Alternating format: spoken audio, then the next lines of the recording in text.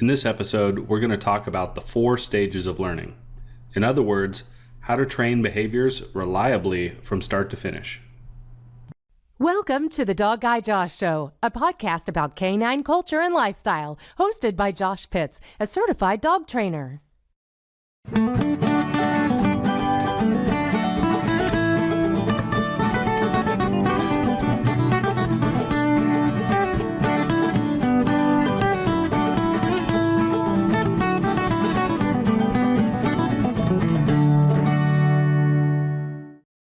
Have you ever asked your dog for a behavior that you think they know, but they didn't listen to you?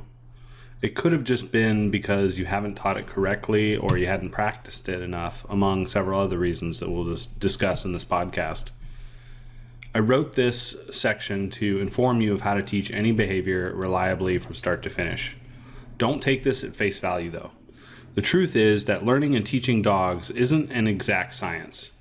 However, this section will give you a more complete understanding in terms of how to think about how well your dog knows something, how you can gauge the progress you're making so that you can improve the behavior, and go back if you need to improve it. The 4 stages of learning are the acquisition phase, the fluency phase, the generalization phase, and the maintenance phase. And now I'm going to go through each one of these individually and talk about them briefly, what they mean, and the implications for your dog training. The acquisition phase is the first stage of learning when you are trying to teach a new behavior. We acquire behaviors through classical and operant conditioning, which I talked about in the last episode of the podcast. And we strengthen behaviors by reinforcing them. This is the aha moment when your dog understands what is being rewarded. Here's an example. Suppose we're trying to teach our dog sit. If we say sit, your dog has no idea what that even means. In fact, the first few sessions teaching a behavior, I suggest that you don't even say your verbal cue that you want to use because your dog hasn't had enough experience yet to make the association, hence why we're acquiring the behavior. If this doesn't make sense now, don't worry. It will by the time you've reached the episode 6 in the upcoming podcasts and have began the sit exercises that I'll talk about. Once your dog learns to anticipate the behavior, such in the case of sit, you're ready to move to the next stage of your training. And really, in terms of a practical application, there's kind of a blurred line there. You know, I generally find that going from the acquisition phase to the fluency phase takes anywhere from at least 2 sessions. Generally not in the first session, depending on the behavior, but sometimes in the first session you can start to add your word. It is a little premature, though. I suggest going to the fluency stage a little and start adding your verbal cue once you have done 2 to 3 sessions with your dog. And then one of the next podcasts will talk about how to structure your training sessions, and this will start to make a little more sense. As you begin teaching sit, pause for a moment and wait for your dog to perform the behavior on their own and be ready to mark it. Now, we haven't really talked about capturing or marker words. That's coming up in one of the next podcasts as well in this 6-part series. But basically, when I say mark it, I mean to say good dog or click with a clicker. This is a clear indication that your dog understands what they're being rewarded for. So when we're acquiring behaviors, we use our marker, such as good or a click, and then we're ready to add the verbal cue once they've had some practice. So in the case of teaching sit, what we would do is use what's called a lure, which is when you have a treat in your hand and say you rock it back over your dog's head, which luring we'll talk about as well in one of the upcoming podcasts. And the moment your dog's butt touches the ground, that's when you're going to mark the behavior. And that is how we're going to acquire the behavior that we want the dog to perform so that we can put it on a verbal cue. Fluency. During this stage, your dog learns to produce a behavior when they hear a particular word without being lured. This is the practice makes perfect stage. A verbal cue, sometimes called a command, is the signal that you give to your dog when you want them to perform some kind of action, such as your dog's name, sit, down, come when called, stay. Those are all verbal cues. You might also teach your dog a hand signal, which is a form of a cue. Cues are added after a dog has acquired a behavior. This is why it's important to train dogs in individual behaviors one at a time and not run through everything the dog knows during your training session, which we'll talk about in the next session on structuring your training sessions. And we do this so that you avoid confusion, you don't waste time, and you don't make mistakes. A word about hand signals. Dogs are actually more keen on reading our body language, such as our hand signals, than they are our verbal cue. It's for this reason that I recommend fading out your lures during this stage, i.e., get your dog responding to your verbal cues instead. The reality is that the motion of your lures can be used as a default anytime you want, but most people want their dogs responding to their voice because our dogs aren't always next to us, and there are many situations in which we need them to respond from a distance. So if you're in a group class and your trainer's talking, you can always default back to your hand signal. You don't have to use your verbal cue. But since dogs are more keen on our body language, we want to quickly fade out our hand signals and get them responding to our words. Technically, you can use both. Sometimes I do, such as stay. I'll put out my hand in a up palm motion and I will tell my dog to stay. The fluency stage can typically consist of, I would say anywhere from 2 to 10 practice sessions. In general, what I prefer to do is once my dog's responding to a verbal cue, you want them responding to your verbal cue at least 8 out of 10 times. And it's also helpful if you start practicing that verbal cue in like 3 different settings.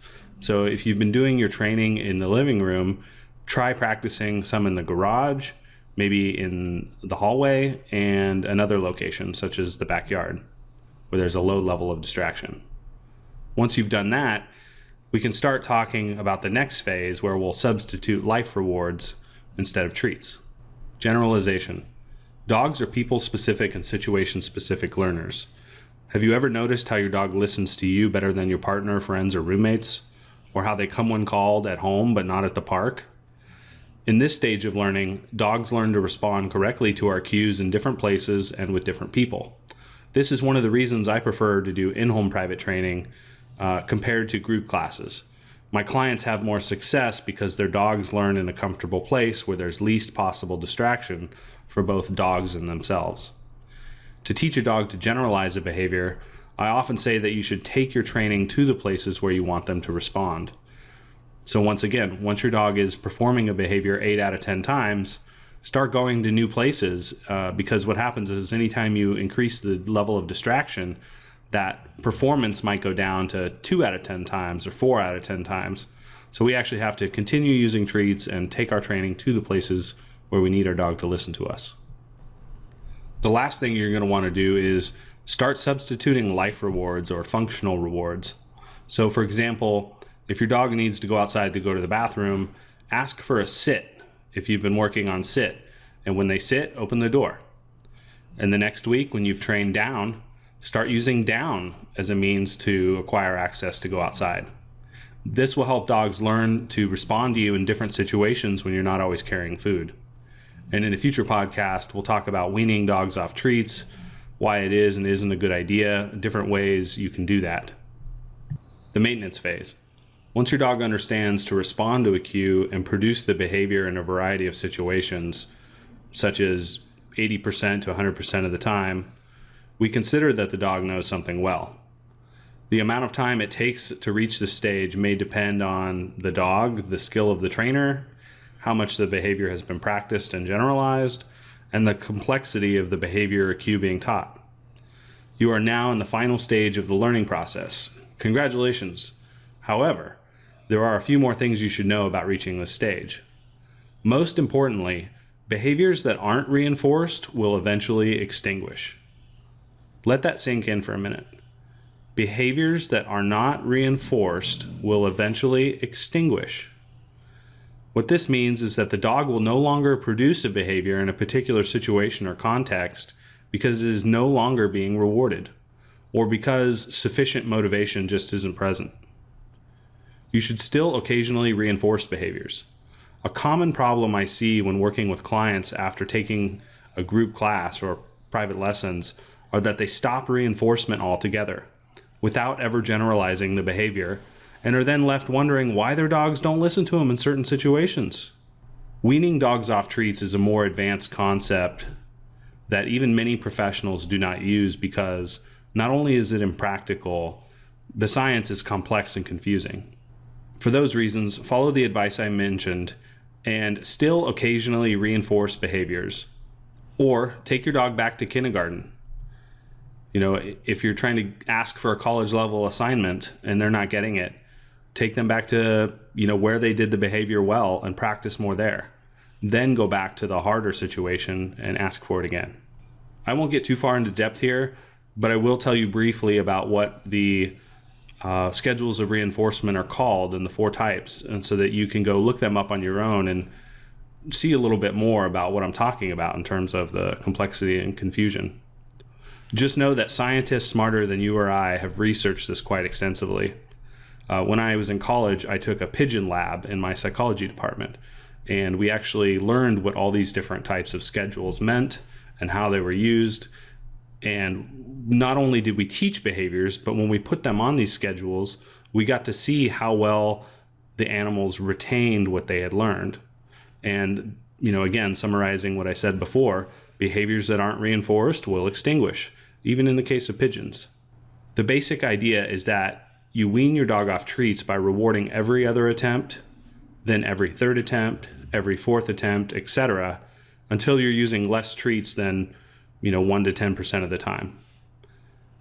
These are what's known as schedules of reinforcement, and there are 4 types of schedules. There's the fixed ratio schedule, or FR, the fixed interval schedule, abbreviated as FI, the variable ratio schedule, abbreviated as VR, and the variable interval schedule, abbreviated as VI. There may be times during any of the 4 stages of learning when you need to go back to basics, meaning that you will need to practice more of the cue that the dog disobeyed in an easier way that sets them up for success.